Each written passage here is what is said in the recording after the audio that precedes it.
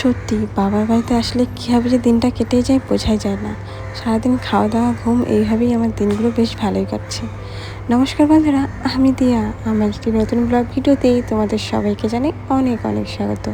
কেমন আছো সবাই কমেন্টে জানাতে একদমই ভুলো না। আজ হলো শুক্রবার।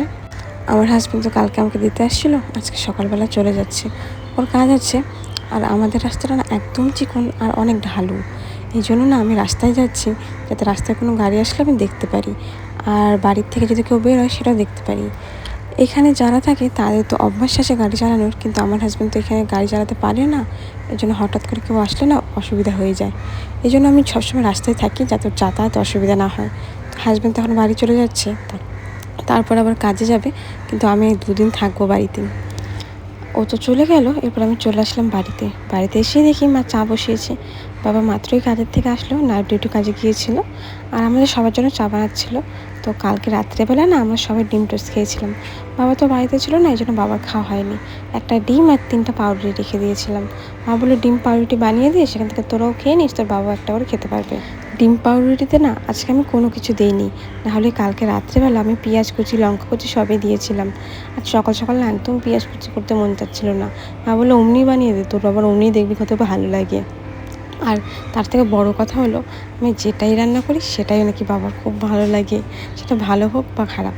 হ্যাঁ, সবাই খারাপ ভালো সব কিছু বিবেচনা করে, কিন্তু বাবা বলে না। বাবা বলে যেটা রান্না করেছে সেটাই খুবই টেস্টি হয়েছে। 3টা ডিম পাউরুটি হয়েছিল, তার মধ্যে বাবা একটা খেয়েছে, আমাকে একটা দিয়েছে, দাদাকে একটা দিয়েছিল। ডিম পাউরুটি জানো তো এমনি এমনি খেতে ভালো লাগে না। আমার মা সস এনেছে, এই জন্য আমি ডিম পাউরুটি সস দিয়ে খেলাম। আর আমার দাদা এমনি খেয়েছে। মা তো লাল চা বানিয়েছিল, লাল চা দিয়ে পাউরুটি খেতে কিন্তু ভীষণ ভালো লাগে। তোমরা কি ডিম পাউরুটি এভাবে খাও নাকি অন্যভাবে বানাও সেটা অবশ্যই জানিও। সবার রান্নার স্টাইল কিন্তু একদম আলাদা। কেউ পেঁয়াজ কাঁচা লঙ্কার সাথে ধনেপাতা টমেটো অনেক কিছুই দেয়। আমার মানে টমেটোটা দিলেও ভালো লাগে, কিন্তু ঘরে তো ছিল না, এই জন্য দেওয়া হয়নি। আমার বাবা কিন্তু এদিকে খাওয়া দাওয়া করছিল, আর আমার দাদা ভিডিওতে একদমই আসবে না, ও লজ্জা পায়। আমার আগের ভিডিওতে শিল্পারাও দিদিভাই বলেছ আমি যে কোনো টক খেলে 1 গাদা চিনি দিয়ে খাই, ওটা আমার বেশি ভালো লাগে। বলতে গেলে টকটা একদম সামান্য থাকে, ওরকম আমার খুব ভালো লাগে। আমারও ভালো লাগে মিষ্টি বেশি টক কম, কিন্তু সবার আবার টক বেশি মিষ্টি কম ভালো লাগে। এমনি আম্মাখাটা দারুণ হয়েছে, পুরো ভিডিওটা জুড়ে খুব ভালো লাগলো। আর তোমাদের ওখানে কি 23 তারিখ ভোট হয়েছিল? হ্যাঁ গো দিদিভাই, 23 তারিখে হয়েছিল। রাজশ্রী দিদিভাই বলেছো ওয়াও আম মাখা খাবে নাকি দিদিভাই?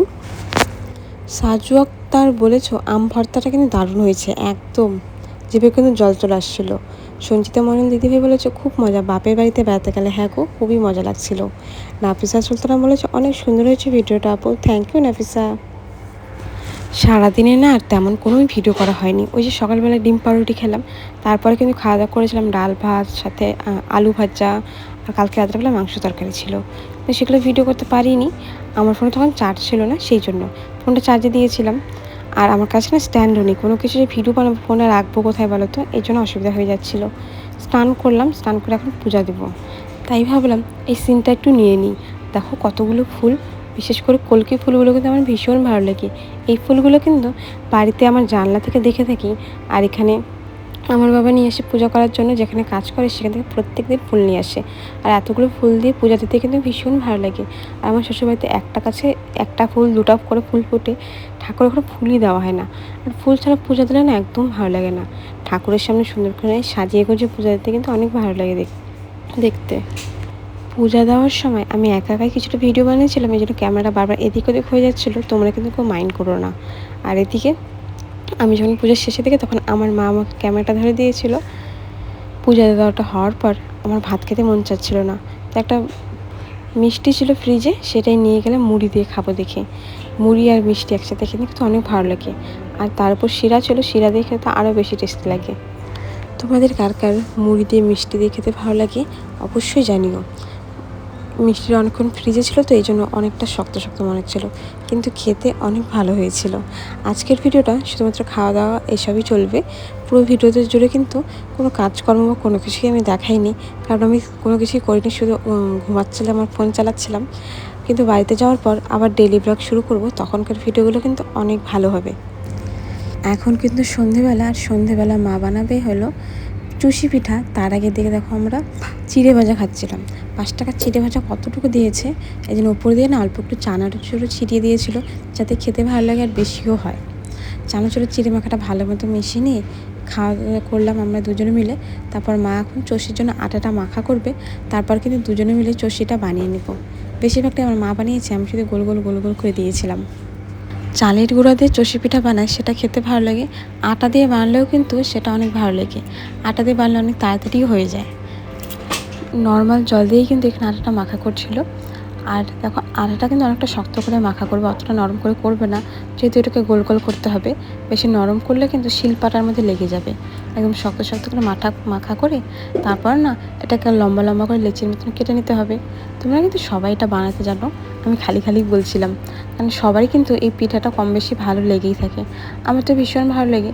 আর চালের গুঁড়ার থেকে আমার না এইভাবে আটা দিয়ে বানালে আরও বেশি ভালো লাগে। এই যে দেখো আমার মা কিন্তু এখানে একদম লম্বা লম্বা করে বানিয়ে নিচ্ছিল। এতে কিন্তু চষি কাটতে অনেকটাই সুবিধা হয় আর তাড়াতাড়ি হয়ে যায় সেই জন্য। এরপর শিলের মধ্যে খালি চষিটা ছোটো ছোটোভাবে কেটে নেবে।